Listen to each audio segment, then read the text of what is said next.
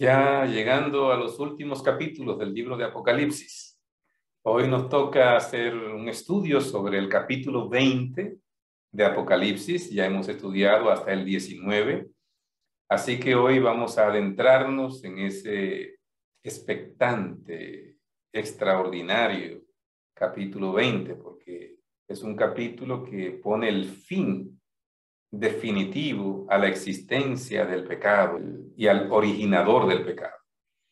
Si repasamos un poquito atrás, podemos ver que los últimos capítulos de Apocalipsis, 15 y 16, nos habla acerca del fin del tiempo de gracia y cómo Dios finalmente va a derramar las 7 postreras plagas para este mundo pecador.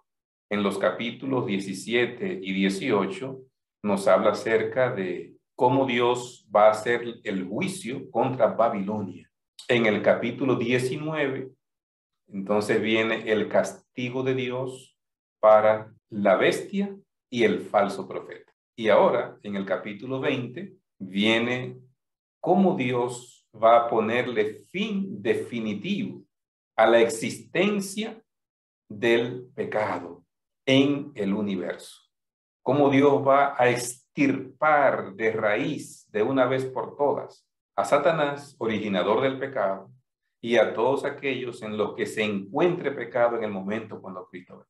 El Señor ha hecho provisión para que todo aquel que en Él crea no se pierda, mas tenga vida eterna. Pero Dios no puede obligar a nadie a ir al cielo en contra de su voluntad y su deseo.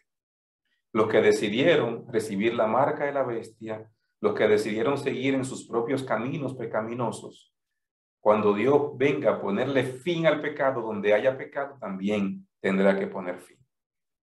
Eso es justicia y es lo que Dios va a ejecutar. Y de eso se trata el capítulo 20 del libro de Apocalipsis. Así que les invito a que juntos nos adentremos en este fascinante capítulo 20 de Apocalipsis. El milenio bíblico y la erradicación del pecado. Así hemos titulado al estudio del capítulo 20 del libro de Apocalipsis. Cuando hablamos acerca del milenio, que es el tema que vamos a tratar en este capítulo, quiero introducirlo hablando de que hay 3 posturas que se sostienen con relación al tema del milenio en el mundo cristiano.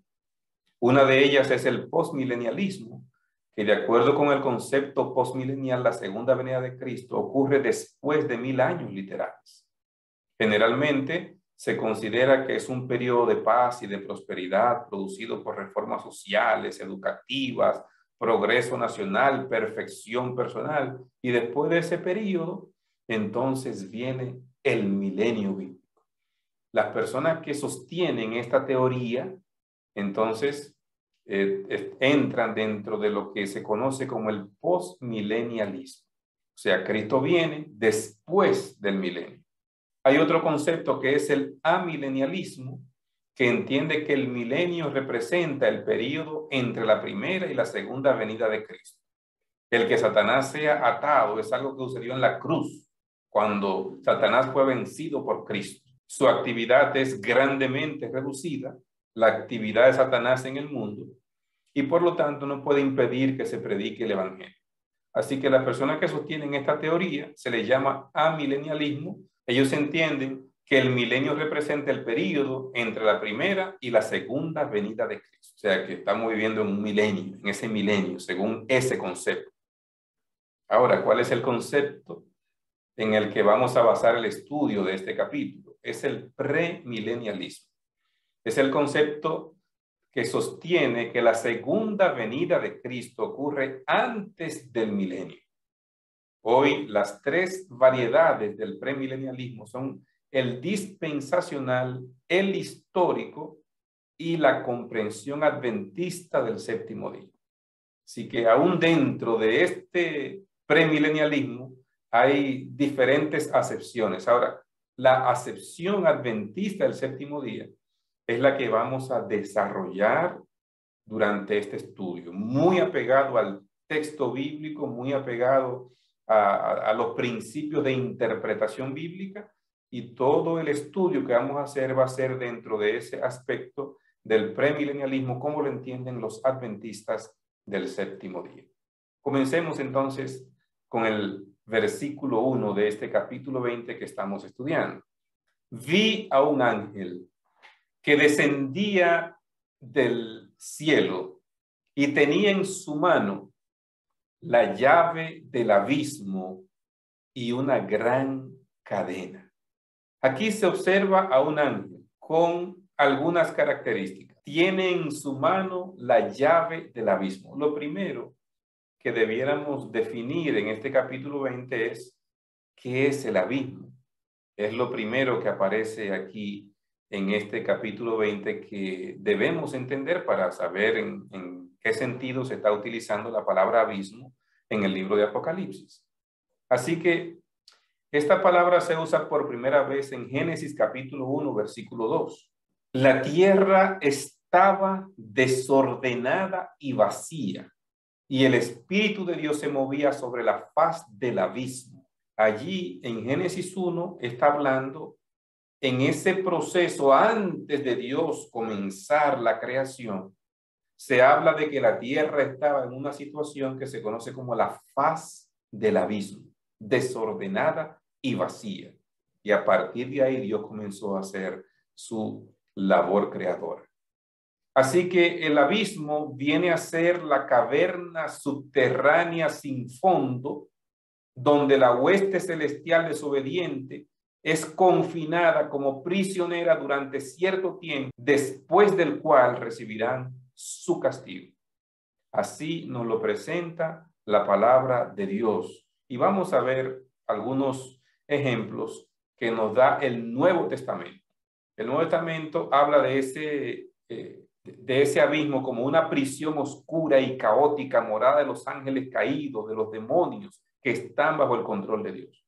¿Dónde podemos ver eso en la Biblia? En Lucas capítulo 8, verso 31. Ustedes recordarán cuando Jesús iba a expulsar a esos demonios que estaban tomando la vida de ese gadareno, y entonces ellos le dijeron, pero no nos mande, vamos a leer el texto. Les rogaban que no los mandase ir al abismo. O sea, esos demonios no querían volver al abismo. Estaban allí habitando en la vida de ese endemoniado gadareno, pero ellos no querían volver al abismo y rogaron que lo mandaran a los cerdos. ¿Qué estamos entonces entendiendo? Que la morada donde están encarcelados estos demonios, la Biblia le llama el abismo. Y ellos mismos le están llamando el abismo. No nos mandes a ir al abismo. El apóstol Pedro nos lo dice de la siguiente manera. Porque si Dios no perdonó a los ángeles que pecaron, sino que arrojándolos al infierno los entregó a prisiones de oscuridad para ser reservados al juicio. Prisiones de oscuridad. La Biblia está hablando de prisiones de oscuridad hasta que llegue el juicio que está para ellos. No vamos a explicar con detalles lo que tiene que ver con el infierno en este tema. Tengo un estudio y voy a colocar el link al final de este capítulo 20. Así que aquí también se está mencionando el abismo como prisiones de oscuridad. Así lo entendemos. Judas, capítulo 1, único capítulo que tiene, verso 6, dice, y a los ángeles que no guardaron su dignidad, sino que abandonaron su propia morada, los ha guardado bajo oscuridad en prisiones eternas para el juicio del gran día.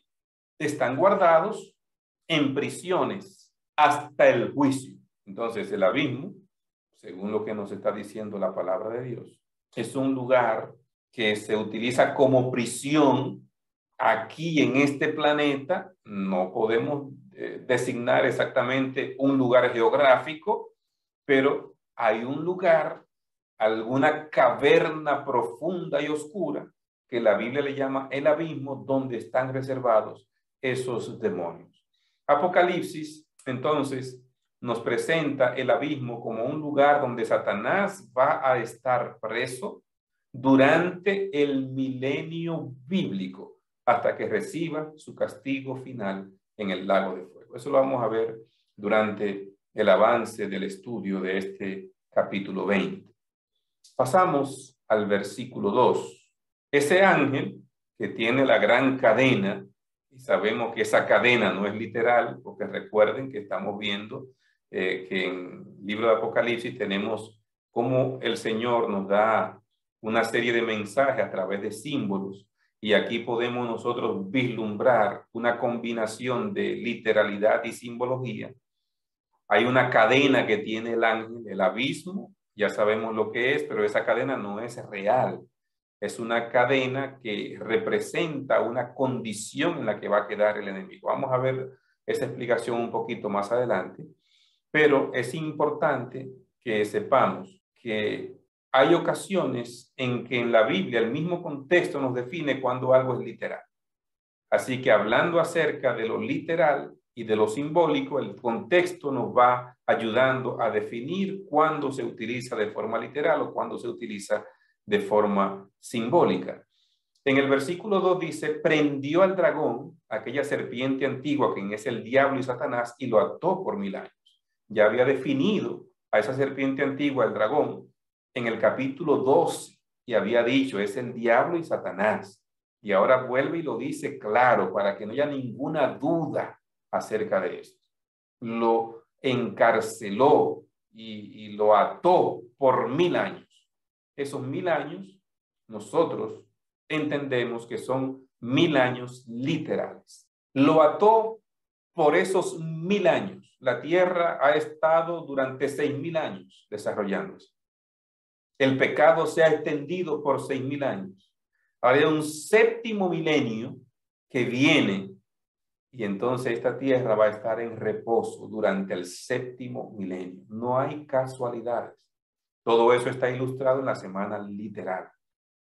Y ya durante casi 6000 años el mundo ha estado en existencia, y ya muy pronto ha de completarse lo que está narrando Apocalipsis capítulo 20.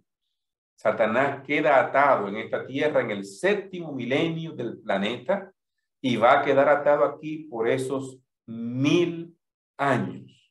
Así lo describe la palabra del Señor. Lo arrojó al abismo y lo cerró y lo selló. Fíjense de qué forma tan directa y tan clara está diciendo, fue arrojado al abismo. Ya explicamos lo que es el abismo. Iba a estar allí cerrado y sellado, para que no engañe más a las naciones hasta que se cumplan 1000 años. Qué valioso es entender lo que está diciendo este versículo 3. Y aquí nos ayuda a entender que esa cadena que tiene el ángel no es una cadena literal, sino simbólica. Porque lo que está diciendo es que lo van a sellar para que no engañe a las naciones. No va a engañar a las naciones, que ha sido su labor y su trabajo durante tanto tiempo. No va a engañar más a las naciones, por eso está encerrado, está atado circunstancialmente, porque ya no hay a quien engañar.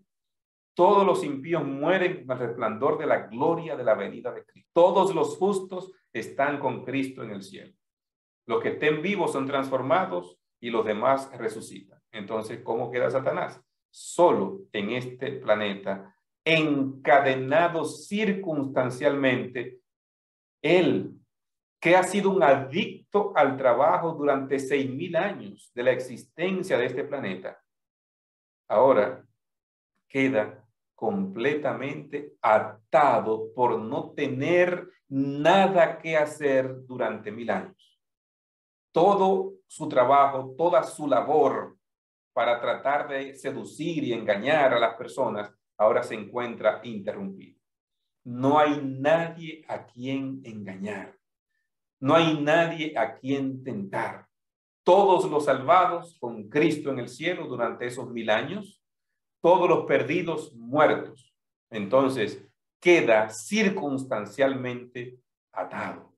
Apocalipsis 24 nos dice, y vi tronos, y se sentaron sobre ellos los que recibieron la facultad de juzgar, y vi las almas de los decapitados por causa del testimonio de Jesús y por la palabra de Dios, los que no habían adorado a la bestia ni a su imagen, y que no recibieron la marca en sus frentes ni en sus manos, y vivieron y reinaron con Cristo 1000 años. Este texto es muy importante. Lo primero que nos dice el versículo es que él, dentro de ese periodo del milenio, que ve tronos, y se sentaron los que recibieron la facultad de juzgar. ¿Quiénes recibieron la facultad de juzgar?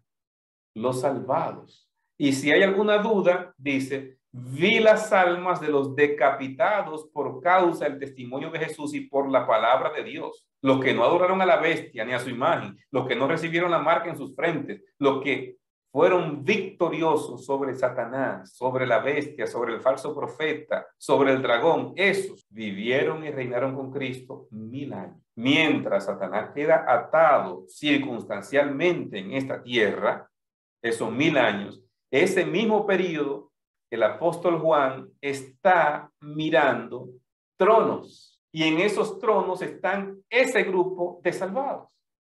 Es lo que nos está diciendo la palabra de Dios. Él ve esos tronos ocupados por los que recibieron la facultad de juzgar. ¿Cómo que recibieron la facultad de juzgar? ¿Qué dice la Biblia con relación a eso? Hay en la Biblia lo que se conoce como un juicio de comprobación. Ese juicio de comprobación es el juicio donde van a participar todos los salvados durante el milenio. ¿Cómo lo describe la Biblia? Dice la Biblia que nosotros vamos a hacer juicio. Primera de Corintios, capítulo 6, versículo 2 nos dice, ¿o no sabéis que los santos han de juzgar al mundo? O sea, sí, está diciendo el apóstol Pablo que los santos, la Biblia llama santos a los hijos fieles de Dios, no a un ser que anda caminando en el aire con una coronita de luz sobre su cabeza y con las manos juntas. No, no. El concepto bíblico cuando habla de los santos del Altísimo son los hijos fieles de Dios. Entonces, dice la Biblia, ¿no sabéis que los santos han de juzgar al mundo? Sí, vamos a juzgar al mundo. ¿Cuándo vamos a juzgar al mundo? Durante el milenio bíblico. Se les concedió hacer juicio, leímos en el texto de la palabra de Dios, ¿verdad? Allí está, versículo 4. Estamos estudiando Apocalipsis 20. Se les concedió hacer juicio. ¿Quiénes van a hacer juicio? Los santos. ¿Cuándo? Durante el milenio, dice Apocalipsis 20, se les concedió esa labor de hacer juicio. Sigue diciendo Primera de Corintios 6, ahora el verso 3. ¿No sabéis que hemos de juzgar a los ángeles? ¿A cuáles ángeles? A los ángeles caídos, a esos demonios que fueron expulsados del trono de Dios por seguir las insinuaciones y los engaños del enemigo. Entonces lo vamos a juzgar también durante ese tiempo. O sea, Dios en su inmensa misericordia y en su amor nos permitirá a nosotros tener acceso a los libros del cielo, donde podremos ver cómo Dios le dio oportunidad a cada persona para que esa persona se arrepintiera. Y como vez tras vez esa persona rechazó las oportunidades que el Señor le entregó y persistió en su pecado y en su maldad. Entonces, nosotros, todos los salvados, vamos a llegar a una conclusión después de haber revisado esos registros celestiales. Vamos a corroborar que Dios es justo. Y por eso Dios nos va a permitir a nosotros en ese milenio bíblico, los que se ven en esos tronos, los salvados, todos los salvados, vamos a tener ese acceso a esos libros del cielo para poder reconfirmar que Dios es justo. Por eso la conclusión nuestra será la que nos narra Apocalipsis capítulo 16, versículo 7. Ciertamente, oh Señor, Dios Todopoderoso, tus juicios son verdaderos y justos. Es la conclusión a la que vamos a llegar una vez hayamos mirado que cada persona se perdió porque fue su elección perversa. No hay un solo ser humano que esté predestinado para perderse. Todos estamos predestinados para salvarnos, porque Cristo hizo provisión para que todo aquel que en él crea no se pierda, mas tenga vida eterna. Pero Dios no puede salvar a nadie en contra de su deseo y su voluntad. Si tus decisiones fueron ir en contra de Dios, Dios las respeta, pero hay un momento en que Dios permitirá que los hijos fieles revisen esos registros. Como yo no soy omnisapiente, como no somos omnisapientes, entonces Dios nos permitirá mirar cuántas oportunidades el Señor le entregó a cada persona y cómo esa persona prefirió su pecado, sus gustos, sus placeres, lo carnal, antes que aceptar a Cristo como Señor y Salvador. Pasamos al versículo 5. Pero los demás muertos no volvieron a vivir sino hasta que se cumplieron 1000 años. Hay una separación entonces de 1000 años entre la primera resurrección y la segunda resurrección. Aquí está diciendo el verso 5, los demás muertos no volvieron a vivir sino cuando se cumplieron 1000 años. ¿Por qué hay esta separación? Recuerden que ya la Biblia dice: bienaventurado y santo el que tiene parte en la primera resurrección. Sobre estos, la segunda muerte no tiene ningún poder. O sea, somos bienaventurados, estamos leyendo en el verso 6, cuando tenemos parte en la primera resurrección. ¿Cuándo se da la primera resurrección?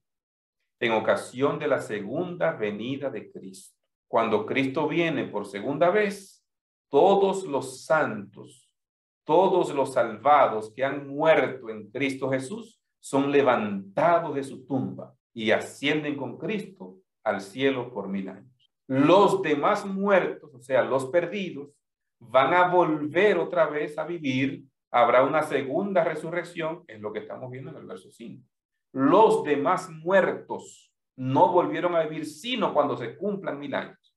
Así que entre la primera resurrección que narra el verso 6 y la segunda resurrección que narra el versículo 5, hay un tiempo de 1000 años que la separa. Así que el verso 6 dice que esas personas van a reinar con Cristo 1000 años, los de la primera resurrección, pero los otros muertos no.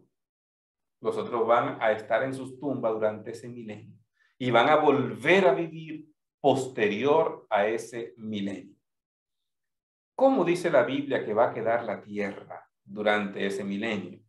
Apocalipsis 16:18 nos dice en primer orden: entonces se produjeron relámpagos y estruendos y truenos y hubo un gran terremoto.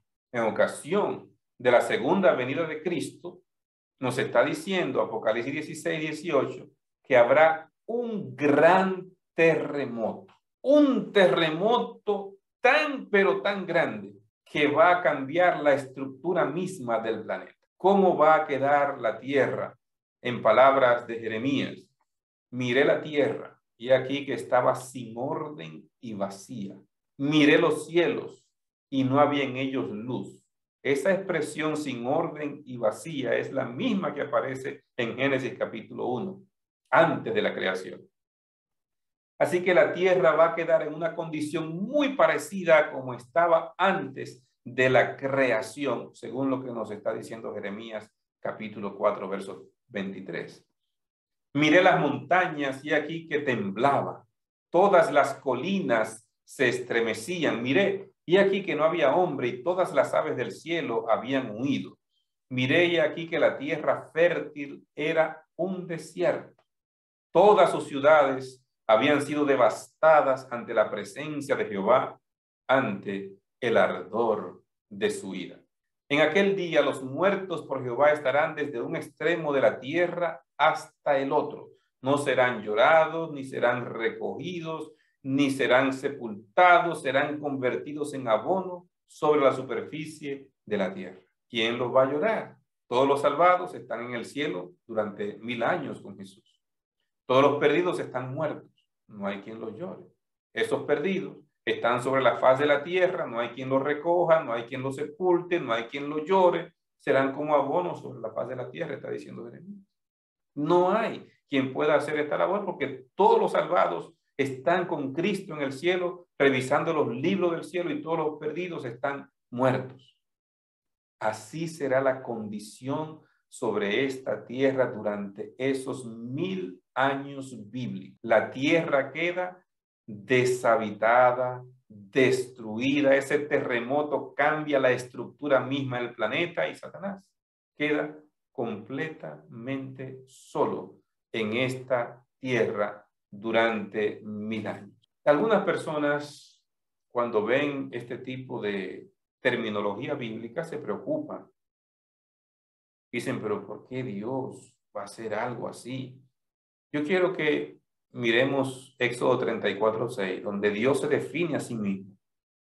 Dios muestra cómo Él es. Delante de Moisés le da a conocer su carácter.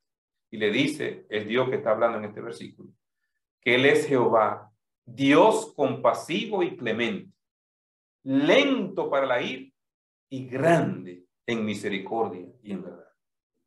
¿Es Dios así? Claro que Dios es así. No termina todavía el versículo. Sigue diciendo que conserva su misericordia por 1000 generaciones, que perdona la iniquidad, la rebelión y el pecado. Extraordinario cómo nos revela cómo es Dios. Y nos encanta que nos diga que Dios es misericordioso, que perdona la iniquidad, que perdona la rebelión, que perdona el pecado. Pero el versículo termina diciendo, pero que de ninguna manera dará por inocente al culpable. La justicia de Dios le impide dar por inocente al que es culpable. La única forma de nosotros presentarnos con justicia delante de Dios es cuando permitimos que la justicia de Cristo cubra nuestra vida.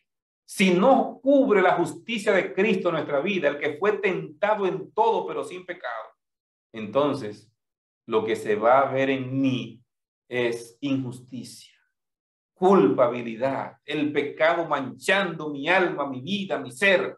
Pero cuando yo permito que la justicia de Cristo cubra mi vida, cuando he lavado mi vestimenta en negrura de pecado en la sangre de Cristo, entonces me coloco la justicia perfecta de Cristo en mi vida. Y ahora el Padre me mira no conforme a mi maldad y mi pecado. Ahora el Padre me mira conforme a su misericordia, por la justicia de Cristo cubriendo mi pecado. Mis amados, este texto nos ayuda a entender a un Dios justo. Todo lo que Dios hace para que no nos extraviemos en el pecado.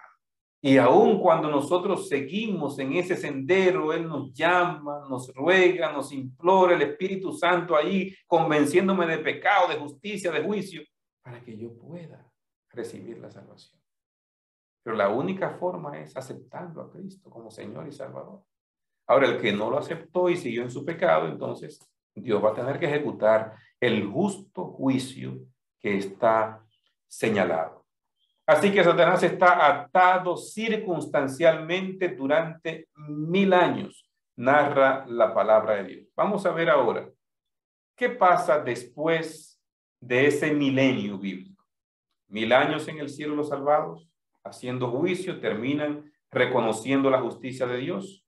Pasaron 1000 años desde la segunda venida, los muertos que quedaron sobre la tierra, asimismo están sobre la tierra. Ahora, ¿qué sucede en ese momento? ¿Qué nos dice Juan capítulo 5, verso 29? Los que practicaron el mal para la resurrección de condenación. Esa segunda resurrección de la que habla Apocalipsis capítulo 20, verso 5, se llama en Juan 5, 29 la resurrección de condenación.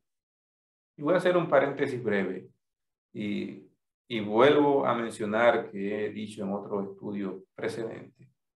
Mis amados, la Biblia señala que todos los que mueren van al sepulcro y desde allí el Señor los resucitará en ocasión de la segunda venida o de la tercera venida. O antes del milenio, cuando Él venga por segunda vez, o después del milenio, cuando Él venga por tercera vez a esta tierra. Pero todos tendrán la oportunidad, todos los que han muerto, de resucitar. No existe tal cosa como que alguna persona cuando se muere se fue al cielo o se fue a un supuesto infierno. No, la Biblia señala claramente que toda persona que muere va al sepulcro y desde allí va a resucitar. ¿Cuántos versículos hablan de la resurrección?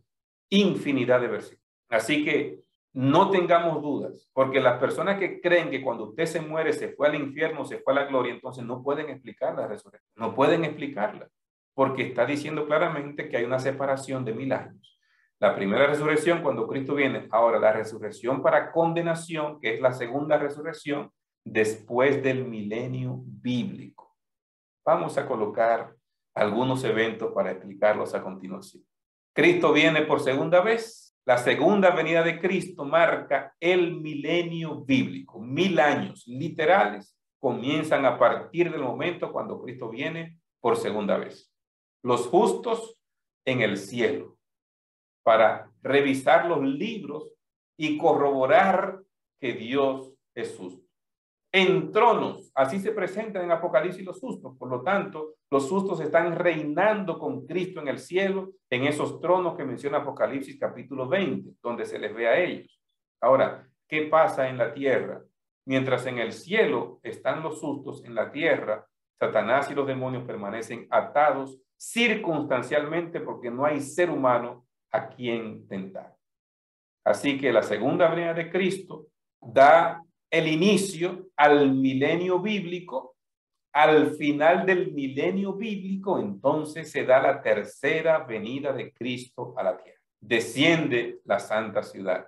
¿Cómo va a ser este proceso? Vamos a ver. Es importante y me voy a remitir al conflicto de los siglos. El último capítulo del conflicto de los siglos lo describe de esta manera.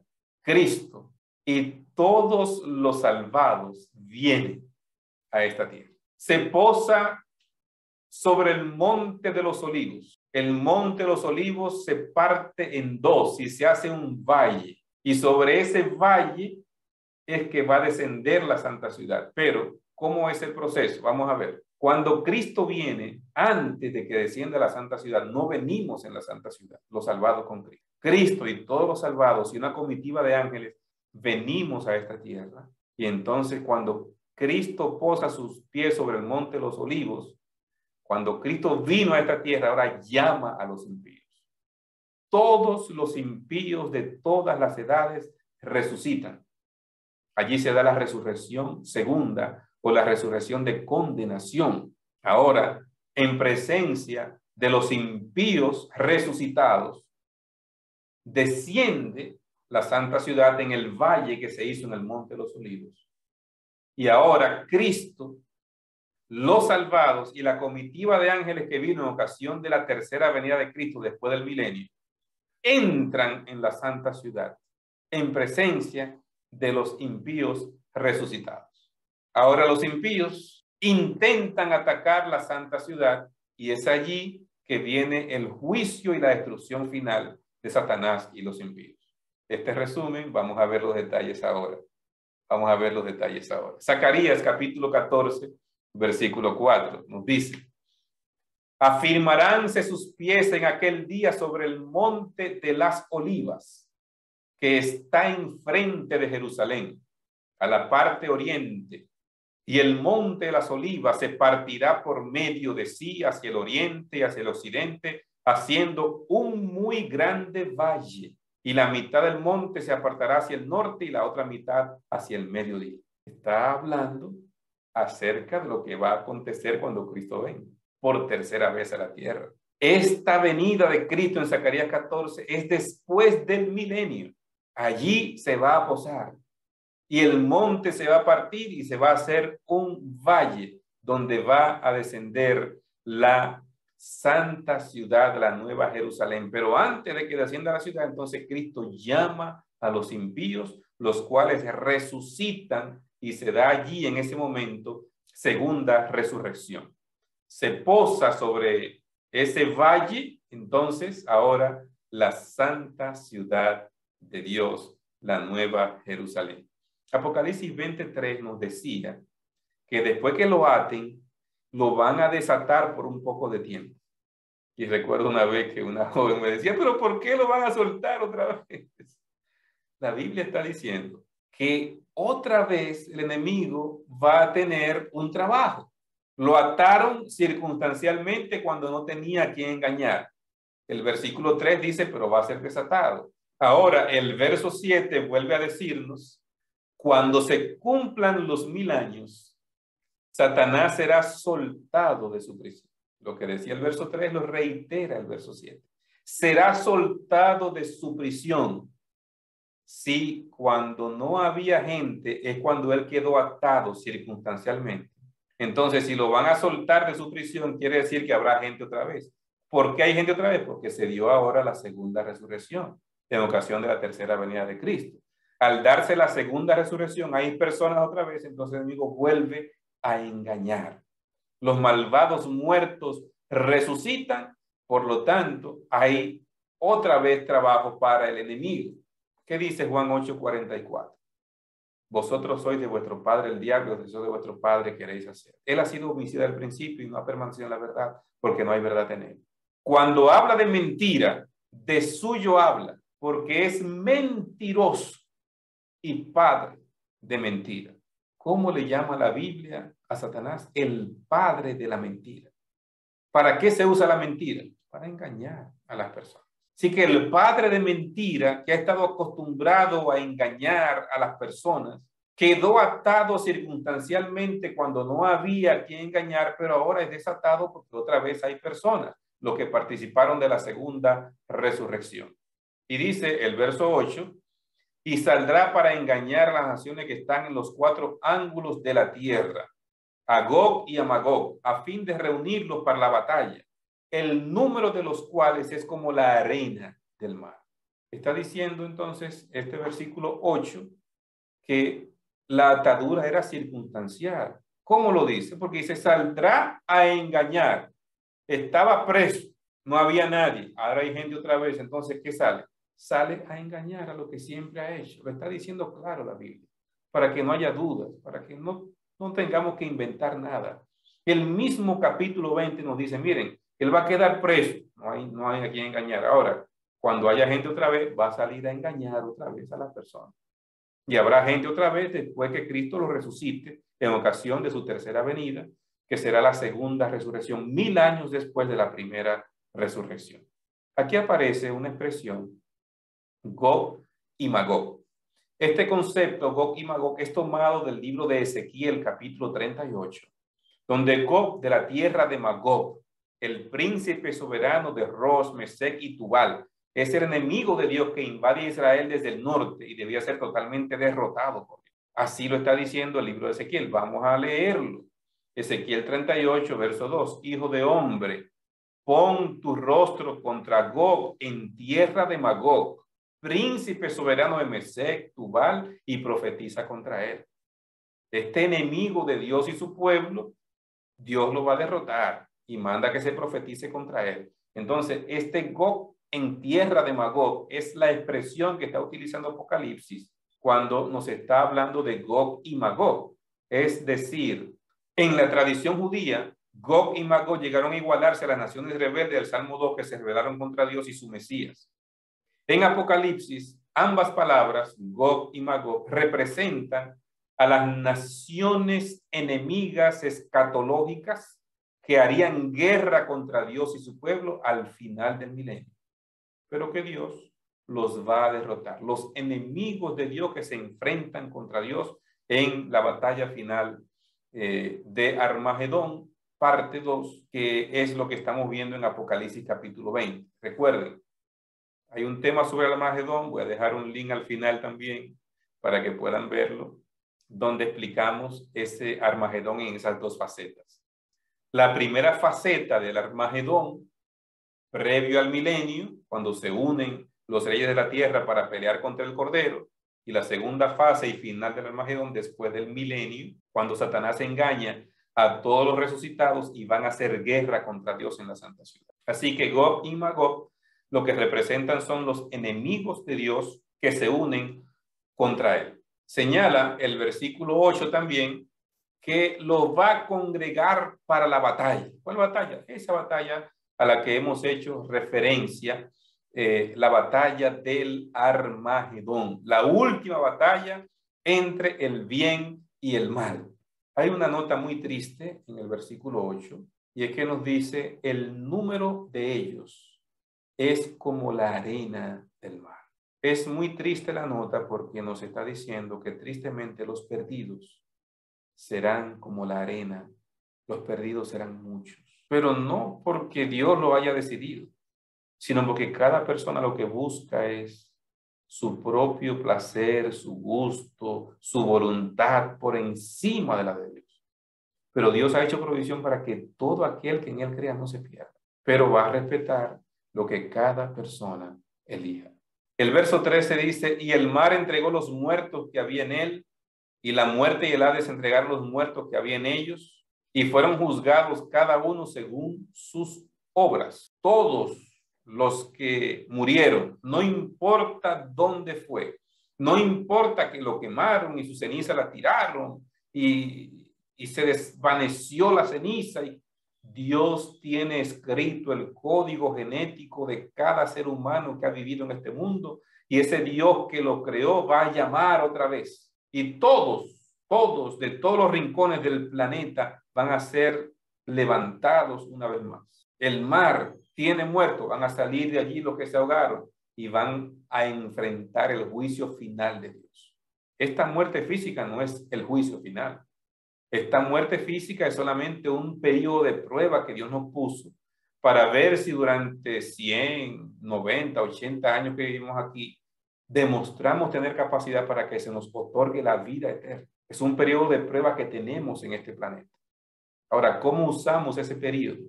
¿Para propia satisfacción, creyendo que la vida es mía y que hago con ella lo que yo quiera? ¿O usamos esta vida para honrar a Dios, reconociendo que Él es el Rey del universo? Si en este tiempo de prueba que Dios me ha dado, yo vivo para glorificarle y servirle, entonces Dios me va a conceder la vida eterna, porque ya demostré que yo no vivo para mí, sino para Él. Isaías dice, todos los llamados en mi nombre para gloria mía, los crié, los formé y los hice. Para eso Dios nos llamó. Así que cuando pase ese milenio, el enemigo reúne a todos, de todos los rincones de la tierra, a los perdidos. Los perdidos se reúnen. Miren cómo lo escribe el N.G. de White en Historia de la Redención, página 440. Había también allí gigantes, fornidos, hombres valientes que nunca habían perdido una batalla. Allí estaba el soberbio y ambicioso Napoleón, cuya presencia había hecho temblar reinos. Allí había hombres de destacada estatura y digno porte que murieron en medio de la batalla, sedientos de conquistas. Gigantes fornidos del período antediluviano. Gigantes fornidos como los descendientes de Anac, que menciona la Biblia, como los Goliat, que menciona la Biblia. O sea, gigantes, temerarios, guerreros terribles. Esas personas van a estar ahí. Y menciona también, allí está Nerón, monstruo de crueldad y de vicios, y puede ver la alegría y el triunfo de aquellos a quienes torturó. Ese Nerón, que resucita en la segunda resurrección, va a ver la alegría y el triunfo de esos a quienes él quemó en el jardín del palacio, cuya dolorosa angustia le proporcionó deleite satánico a él mientras lo veía quemándose. Y miren qué nota triste da esta cita del gran conflicto, ahora en la página 725. Su madre, la de Nerón, estaba allí para ser testigo de los resultados de su propia obra, para ver cómo los malos rasgos de carácter transmitidos a su hijo y las pasiones fomentadas y desarrolladas por la influencia y el ejemplo de ella produjeron crímenes que horrorizaron al mundo. Nerón fue un sanguinario terrible. Mató miles y miles de cristianos y los acusó de ellos quemar Roma cuando fue él mismo que la quemó para reconstruirla. Pero me entristece ver que la madre contribuyó con el carácter de Nerón. ¿Qué rol juegan los padres en la formación del carácter de sus hijos? Mucho, más de lo que imaginamos. Los padres tienen que aprender cómo guiar y formar el carácter de sus hijos, especialmente en los primeros 8 años. Especialmente en los primeros 8 años. Ahí está Nerón, allí en esa segunda resurrección. Ese grupo resucitado, dice, subieron sobre lo ancho de la tierra, rodearon el campamento de los santos y la ciudad amada. Todos los perdidos son engañados por Satanás. Él les hace creer que fue él que los resucitó. Yo los he levantado de la tumba con mi poder. Y los engaña otra vez. Los ha engañado siempre. Les hace creer que ellos son dioses. Y ahora una vez más les hace ese mismo ofrecimiento que le hizo a Adán y Eva. Seréis como dioses. Ese mismo aspecto que ha querido presentarle al hombre a través de las edades vuelve a engañar a los resucitados en la segunda resurrección. Los convoca y todos creen que si ellos van y toman la santa ciudad, pueden expulsar de ahí a esos que entraron en ella. Y si entran en la santa ciudad, entonces ellos pueden tener vida eterna ahí en la santa ciudad. Así que van, como dice el texto bíblico, rodean el campamento de los santos y la ciudad amada. Ahora se da algo interesante según el versículo 11. Miren lo que dice el verso 11. Qué maravilloso. Vi un gran trono blanco y al que estaba sentado en él, delante del cual huyeron la tierra y el cielo y ningún lugar se encontró para ellos. ¿Qué se está mirando ahora? En el capítulo 20 estamos. Un trono blanco y el que está sentado, delante del cual huyen la tierra. En ocasión de la segunda venida de Cristo, el cielo se enrolla como un pergamino, el cielo atmosférico que rodea la tierra. Así que ese cielo atmosférico se enrolla como un pergamino para dar paso a la segunda venida de Cristo, y a la tercera venida va a estar en la misma condición que quedó en ocasión de la segunda venida de Cristo. Así que por eso dice aquí, delante del cual huyeron la tierra y el cielo. O sea, la tierra tembló, se estremeció hasta sus cimientos y la tierra por eso queda en caos completo. Está hablando del trono de Cristo. Así que está mirando allí cómo se levanta por encima de la santa ciudad.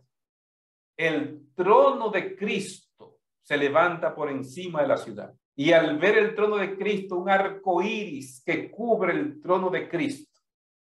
Y ahora van a ver una pantalla gigante donde van a ver las escenas de la tentación y la caída del hombre. Donde van a ver las escenas de cómo Satanás intentó destruir a Cristo siendo apenas un bebé. A través de Herodes, cuando mandó a matar a todos los niños de 2 años para abajo para que no se escapara el Mesías. Y van a ver la tentación de Jesús en el desierto. Y van a ver las escenas del Getsemaní.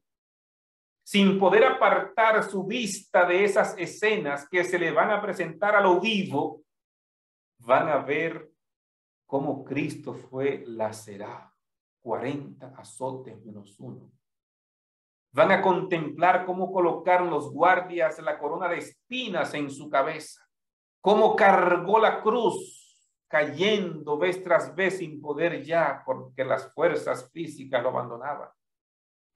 Cómo sus manos fueron atravesadas por clavos y sus pies, cómo atravesaron su cuerpo con una lanza. Mientras contemplan estas escenas, no pueden apartar su vista de esta pantalla.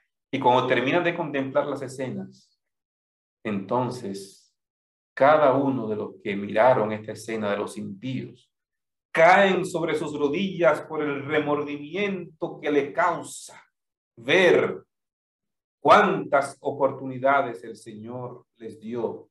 Tanto sacrificio que hizo Cristo para que todo aquel que en él crea no se pierda, mas tenga vida eterna. Pero como vez tras vez, ellos rechazaron las oportunidades que el Señor les ofreció para perdón. Caen sobre sus rodillas y tienen que reconocer con palabras que son arrancadas de su alma: ciertamente, oh Señor Dios Todopoderoso, tus juicios son verdaderos. Y cuando hacen este reconocimiento, describe el versículo 9, descendió fuego del cielo y los devoró.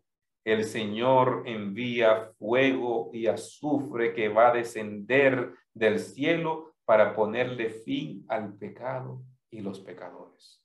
Solo hay seguridad dentro de la santa ciudad, porque fuera de la santa ciudad todo es un lago de fuego y azufre. Allí Dios va a ponerle fin al pecado. Especifica el versículo 10, y el diablo que los engañaba fue lanzado al lago de fuego y azufre.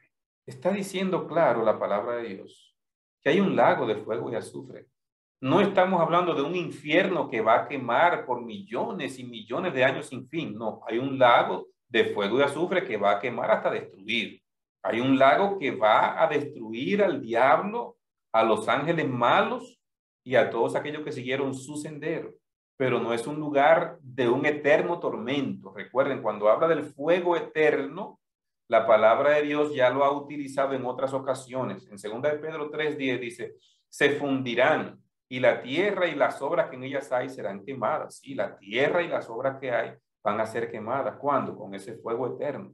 El fuego eterno en la Biblia es el fuego cuyas consecuencias son eternas. O sea, lo que va a destruir, lo va a destruir para siempre. Jesús dijo en Mateo 25:41, apartaos de mí, malditos, al fuego eterno, preparado para el diablo y sus ángeles. El fuego eterno, al que la Biblia llama fuego eterno, recuerden que no es un fuego que va a quemar sin fin, sino un fuego que va a quemar hasta destruir, fue preparado no para el ser humano.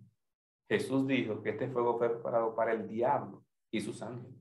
Pero el ser humano que quiera seguir el mismo sendero que el enemigo, tendrá que sufrir las mismas consecuencias que él.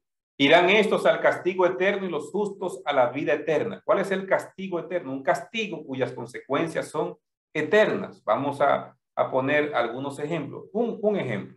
Le voy a dejar el video para que puedan ver el tema del infierno y puedan ver otros textos. Solamente el ejemplo de Judas 7. Dice Judas 7, recuerden, capítulo 1, verso 7.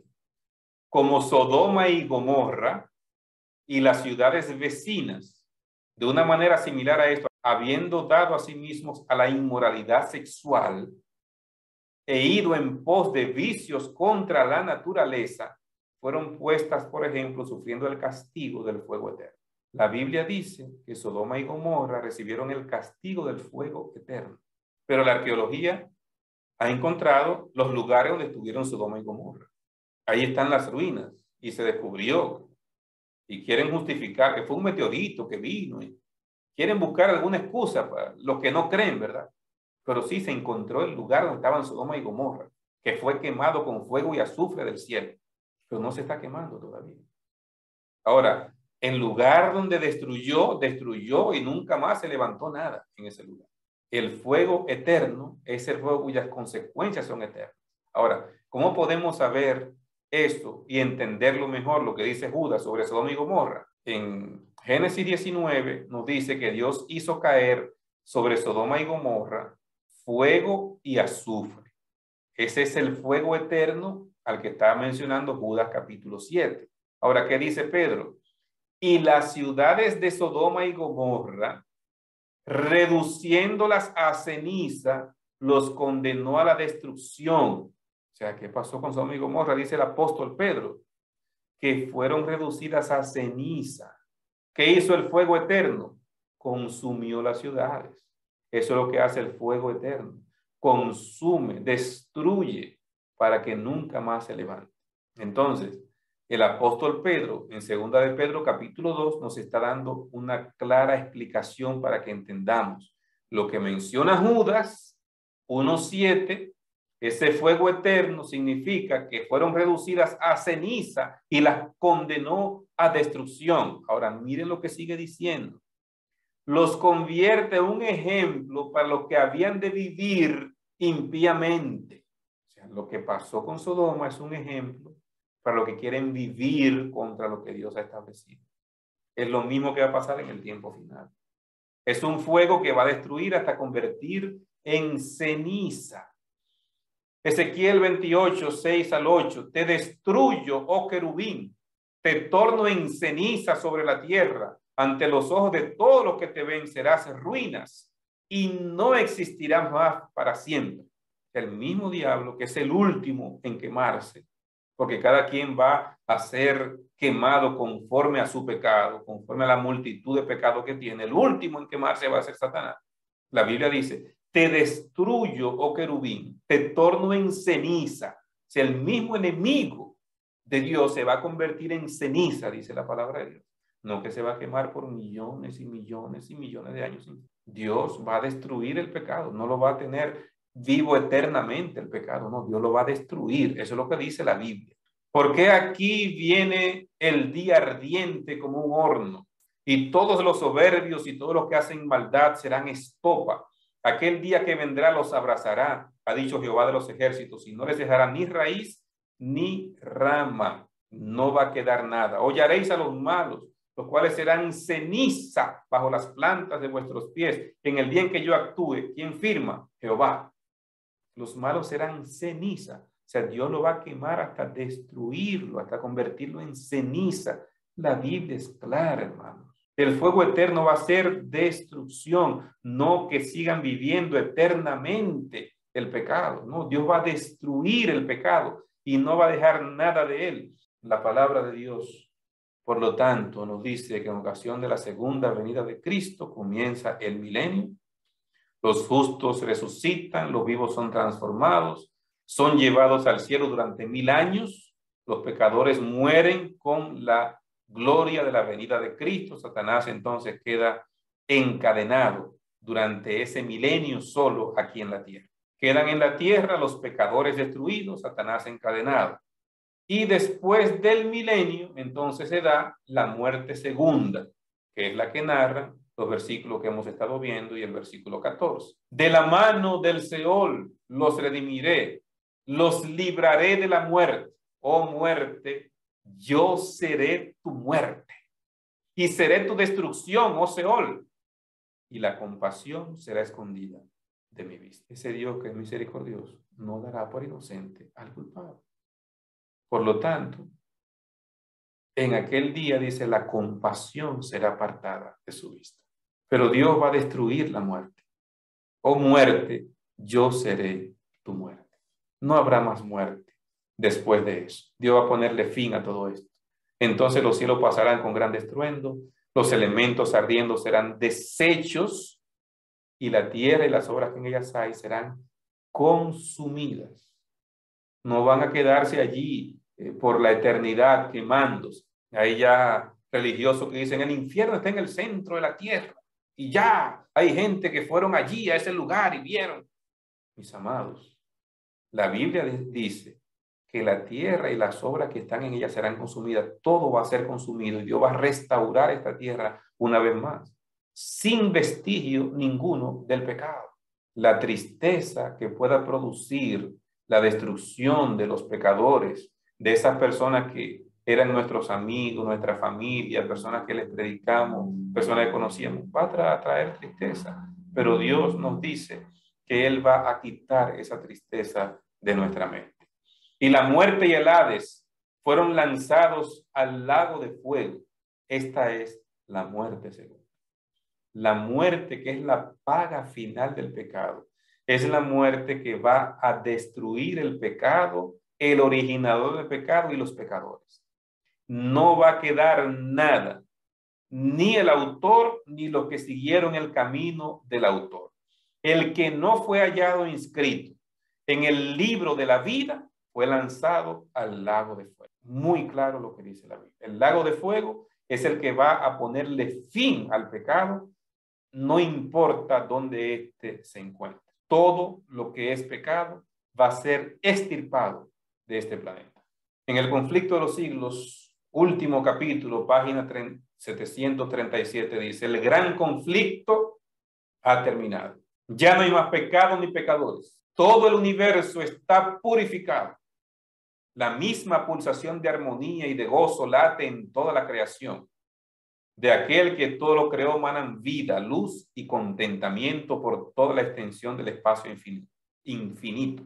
Desde el átomo más imperceptible hasta el mundo más vasto, todas las cosas animadas e inanimadas declaran en su belleza sin mácula y juicio perfecto que Dios es amor. Mis amados, así Dios va a poner fin al pecado. No más pecado, no más pecadores. Dios va a ponerle fin al pecado. Y ya no habrá ni raíz ni rama del pecado. Malaquías capítulo 4. Dios va a extirpar del pecado, de la existencia del universo. Tengamos la certeza de lo que dice Dios en su palabra. Apocalipsis 20 lo describe con claridad. La parte nuestra hoy es prepararnos, servir a Dios, honrarle, para que estemos de parte de Dios, de la verdad y de la justicia.